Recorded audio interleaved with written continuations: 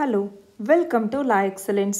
ఇవాల్టి వీడియోలో మనం ఈనాడు, సాక్షి మరియు నమస్తే తెలంగాణ పేపర్స్లోని ఇంపార్టెంట్ కరెంట్ అఫైర్స్ గురించి డిస్కస్ చేసుకుందాం.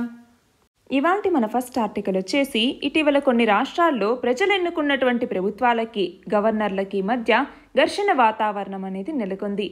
గవర్నర్లు తమ యొక్క అధికారాల్ని రాజ్యాంగ పరిధిలోనే వినియోగిస్తున్నారా అన్నటువంటి చర్చ కూడా మళ్ళీ మొదలైంది.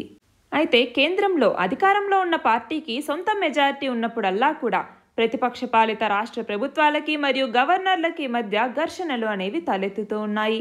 అలాంటి సందర్భాల్లో గవర్నర్లు కేంద్ర ప్రభుత్వ ఏజెంట్లుగా పనిచేస్తున్నారు అన్నటువంటి అభిప్రాయం కూడా పెరిగింది. అయితే గతంలో కాంగ్రెస్ ప్రభుత్వం హయాంలో అలాంటి వివాదాలు చాలా తరచుగా మనకి కనపడుతూ ఉండేవి. ముఖ్యమంత్రుల యొక్క ఎంపికలోనూ అలాగే శాసనసభలో బల నిరూపణకి ముహూర్తం నిర్ణయించటంలో వీటిలో గవర్నర్లు కేంద్రం ఆడమన్నట్టే ఆడుతూ ఉండేవాళ్ళు. అలాగే రోజువారీ ప్రభుత్వ విధి నిర్వహణలో కూడా వాళ్ళు తలదూర్చారు అన్నటువంటి ఆరోపణలు కూడా వచ్చేవి. అలాగే బిల్లుకి సకాలంలో ఆమోదం తెలపకుండా తొక్కిపెట్టేవాళ్ళు, బిల్లుల్ని ఉద్దేశపూర్వకంగా రాష్ట్రపతి ఆమోదం కోసం పంపడం ద్వారా కాలయాపన చేసేవారు అన్నట్టుగా వీళ్ళకి సంబంధించి నిరసనలు కూడా వ్యక్తమయ్యాయి. అలాగే గవర్నర్ల యొక్క అనవసర జోక్యాన్ని నివారించాలి, కేంద్ర ప్రభుత్వం ఉమ్మడి జాబితాలోని అంశం మీద చట్టం చేయాలన్నా కూడా మొదట రాష్ట్ర ప్రభుత్వాన్ని సంప్రదించాలి అన్నట్టుగా గతంలో భారతీయ జనతా పార్టీ సర్కారియా కమిషన్కి విన్నవించింది. అయితే 1990 నుంచి 2014 మధ్య కేంద్రంలో ఏకపార్టీ పెత్తనం అనేది లేకపోవడంతో ఇలాంటి వివాదాలన్నీ సర్దుమణిగాయి.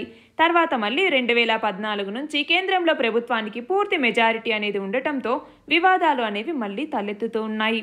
ఇటీవల మహారాష్ట్ర, కేరళలో, అంతకుముందు పశ్చిమ బెంగాల్, పుదుచ్చేరి, రాజస్థాన్, కర్ణాటక, మధ్యప్రదేశ్ వీటిలో గవర్నర్లు నిర్వహించినటువంటి పాత్ర మీద కొన్ని విమర్శలు అనేవి వ్యక్తమయ్యాయి.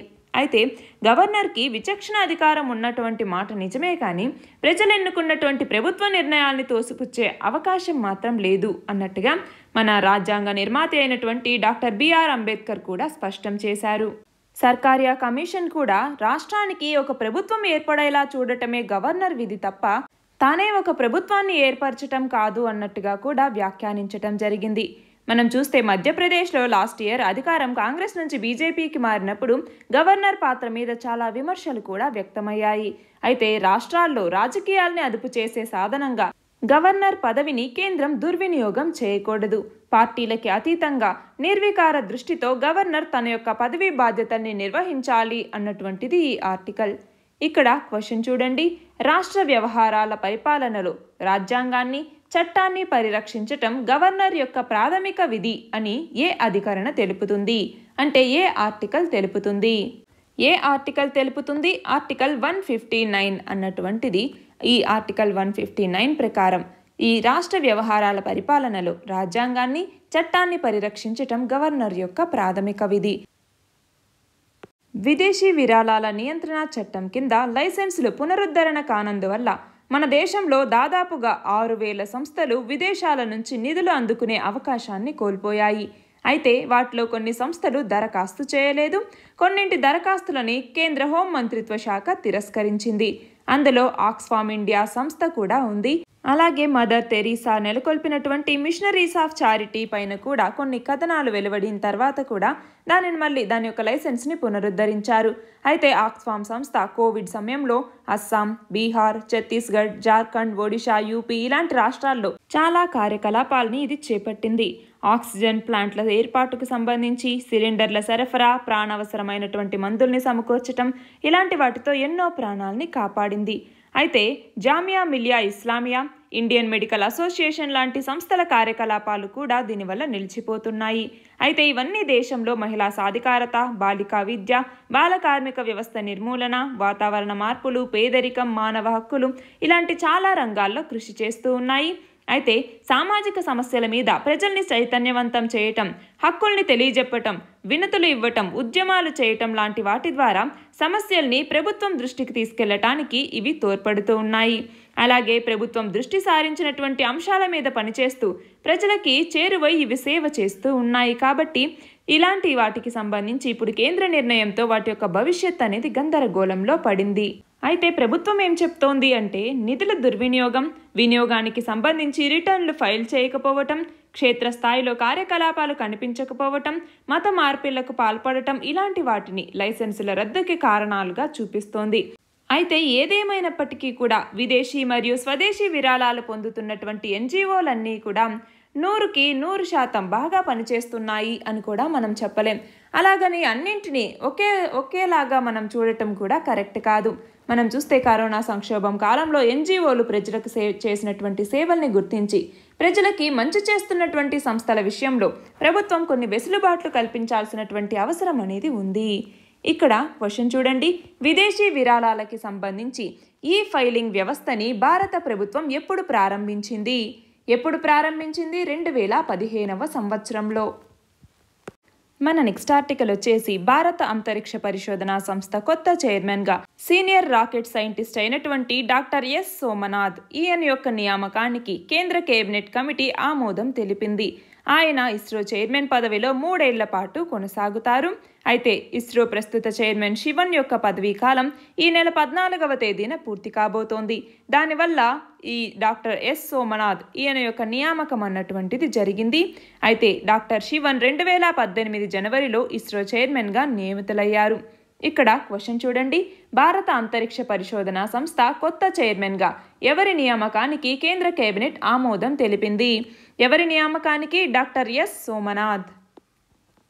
మన నెక్స్ట్ ఆర్టికల్ వచ్చేసి ప్రధాని మోదీ పంజాబ్ పర్యటనలో ఏదైతే భద్రతా వైఫల్యం తలెత్తిందో దాని యొక్క దర్యాప్తుకు సంబంధించి 5 సభ్యుల స్వతంత్ర కమిటీని సుప్రీంకోర్టు నియమించింది. దీనికి జస్టిస్ ఇందు మల్హోత్రా నేతృత్వం వహించబోతున్నారు.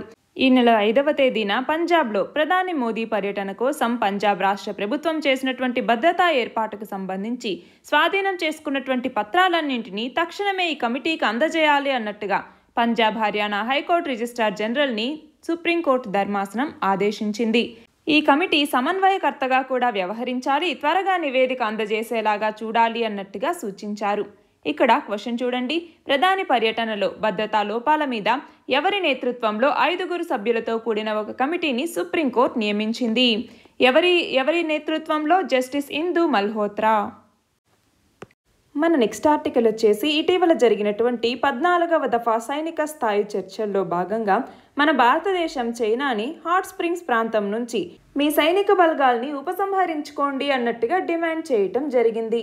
అయితే తూర్పు లదాఖ్లో ఏదైతే ఘర్షణాత్మకమైనటువంటి పరిస్థితులు జరిగాయో అలాంటి స్థావరాల వద్ద గత 20 నెలలుగా కొనసాగుతున్నటువంటి ప్రతిష్టంభనని తొలగించే దిశగా 2 దేశాల ఉన్నతాధికారులు చైనా వైపు ఉన్నటువంటి చూషుల్ మోల్డో ప్రాంతం వద్ద భేటీ అవ్వటం జరిగింది. ఇక్కడ క్వశ్చన్ చూడండి, చైనా భారత్ల మధ్య వివాదాస్పదమైన హాట్ స్ప్రింగ్స్ ప్రాంతం ఎక్కడ ఉంది? ఇక్కడ చూడండి, ఇండియాలోని లదాఖ్ ఇక్కడ ఉంది, అక్సై చిన్ ఏదైతే ఉందో దీనికి మధ్య ఇక్కడ చూడండి కారాకోరం పాస్, అలాగే దానికి తర్వాత గల్వాన్ వ్యాలీ అన్నటువంటిది ఉంది. ఇక్కడ హాట్ స్ప్రింగ్స్ ప్రాంతం ఉంది. దాని తర్వాత నార్త్ బ్యాంక్ ప్యాంగాంగ్ సో లేక్కి సంబంధించి ఫింగర్ 4 అన్నటువంటిది ఉంది. అలాగే ప్యాంగాంగ్ సోకి సంబంధించి సదర్న్ పార్ట్ అనేటటువంటిది సౌత్ బ్యాంక్ అన్నటువంటిది ఇక్కడ ఉంది. ఈ అన్ని ప్రాంతాల్లో కూడా మన భారతదేశానికి మరియు చైనాకి మధ్య వివాదం అనేది కొనసాగుతోంది.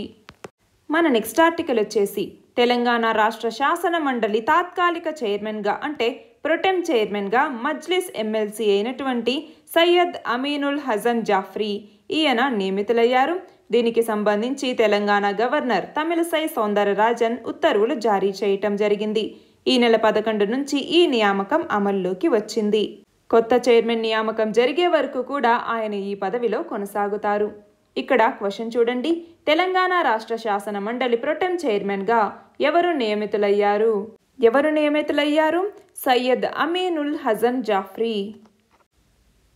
మన నెక్స్ట్ ఆర్టికల్ వచ్చేసి మన దేశంలో వైద్యుల యొక్క కొరతను తగ్గించటం కోసం ఇటీవల మన ప్రధాని నరేంద్ర మోదీ తమిళనాడులో ఒక్కొక్క జిల్లాకి ఒక్కొక్కటి చొప్పున మొత్తం 11 కొత్త వైద్య కళాశాలల్ని ఢిల్లీ నుంచి దృశ్య మాధ్యమం ద్వారా ప్రారంభించటం జరిగింది. మొత్తం 4,000 కోట్లతో నిర్మించినటువంటి వీటిని ఒకేసారి ప్రారంభించారు. అయితే తమిళనాడులో దీనివల్ల 1450 MBBS సీట్లు అందుబాటులోకి వస్తున్నాయి అన్నట్లుగా చెప్పటం జరిగింది. ఇక్కడ క్వశ్చన్ చూడండి, ఇటీవల ప్రధాని మోడీ ఏ రాష్ట్రంలో జిల్లాకి 1 చొప్పున మొత్తం 11 వైద్య కళాశాలల్ని దృశ్య మాధ్యమం ద్వారా ప్రారంభించారు? ఏ రాష్ట్రంలో? తమిళనాడు రాష్ట్రంలో. మన నెక్స్ట్ ఆర్టికల్ వచ్చేసి భారత్ చైనా సైనికుల మధ్య 2017లో ప్రతిష్టంభన నెలకొన్నటువంటి డోక్లాం సరిహద్దులో ఏదైతే భూటాన్ భూభాగం ఉందో అక్కడ కట్టడాలని తరచుగా మనం చూస్తూ ఉంటే చైనా కొనసాగిస్తోంది. దాంతోపాటుగా అధిక సంఖ్యలో అక్కడ ఇళ్లని కూడా నిర్మిస్తోంది. డోక్లాంకి సంబంధించి 9 కిలోమీటర్ల నుంచి 27 కిలోమీటర్ల పరిధిలోనే మొత్తం కొత్త నిర్మాణాలు అనేవి చేపడుతూ ఉంది. అయితే మొత్తం 6 ప్రాంతాల్లో 200కు పైగా కట్టడాల పనులు కొనసాగుతూ ఉన్నాయి. వీటిలో 2 అంతస్తుల భవనాలు కూడా ఉన్నాయి అన్నట్టుగా ఉపగ్రహ చిత్రాల విశ్లేషణ ఆధారంగా రాయిటర్స్ అనేది వార్తా సంస్థ, అలా రాయిటర్స్ ఒక తాజా కథనాన్ని వెల్లడించింది. అయితే దీనికి అమెరికాకు చెందినటువంటి డేటా అనలిటిక్స్ సంస్థ అయినటువంటి హాకై 360 నుంచి సమాచారం అందింది అన్నట్లుగా పేర్కొనడం జరిగింది. ఇక్కడ క్వశ్చన్ చూడండి, డోక్లాం పీఠభూమి ప్రాంతం ఎక్కడ ఉంది? ఇక్కడ చూడండి, మన భారతదేశంలోని సిక్కిం ఇది. అలాగే ఇక్కడికి వచ్చేసరికి చైనా అన్నటువంటిది ఇక్కడ ఉంది, మనకి చైనాకి సంబంధించింది. ఇక్కడేమో భూటాన్ ఉంది. ఈ మధ్యలో ఉన్నటువంటి రెడ్ కలర్లో ఉన్నటువంటిది డోక్లాం ప్లాట్యూ అన్నటువంటిది. మొత్తం 269 స్క్వేర్ కిలోమీటర్స్లో ఈ డోక్లాం ప్లాట్యూ అన్నటువంటిది విస్తరించి ఉంది. అయితే 2017వ సంవత్సరంలో ఈ డోక్లాం ప్లాట్యూకి సంబంధించి భారతదేశం మరియు చైనా మధ్య ఉద్రిక్తత అనేది కొనసాగింది.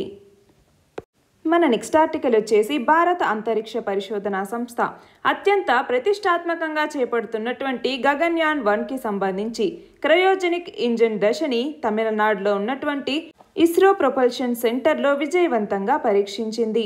సుమారు 12 టన్నుల క్రయోజెనిక్ ఇంధనాన్ని ఇందులో నింపి 720 సెకండ్ల పాటు మండించి ఇంజిన్ యొక్క పనితీరుని పరీక్షించటం జరిగింది. అయితే మనం చూస్తే ఇస్రో శాస్త్రవేత్తలు ఆశించినటువంటి లక్ష్యాలను చేరుకునే దిశగా ఈ ప్రయోగం అనేది విజయవంతమైంది. ఇక్కడ క్వశ్చన్ చూడండి, గగన్యాన్కి సంబంధించిన క్రయోజెనిక్ ఇంజిన్ దశని ఇస్రో ఎక్కడ ప్రయోగించింది? తమిళనాడులో ఉన్నటువంటి ఇస్రో ప్రొపల్షన్ సెంటర్లో.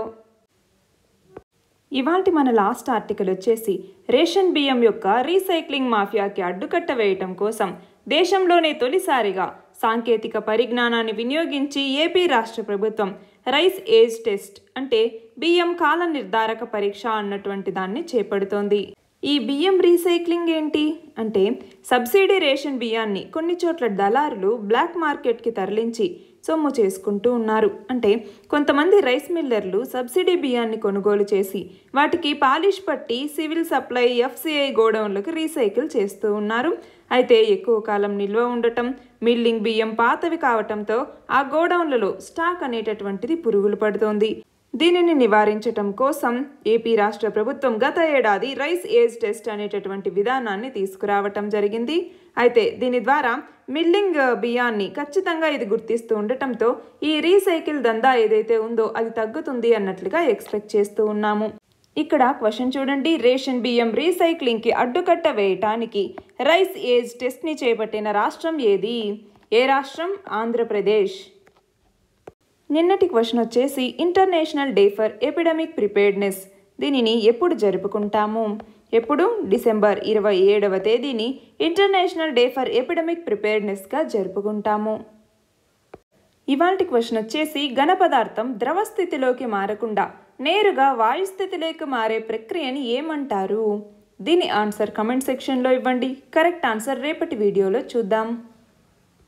All the very best and thank you very much.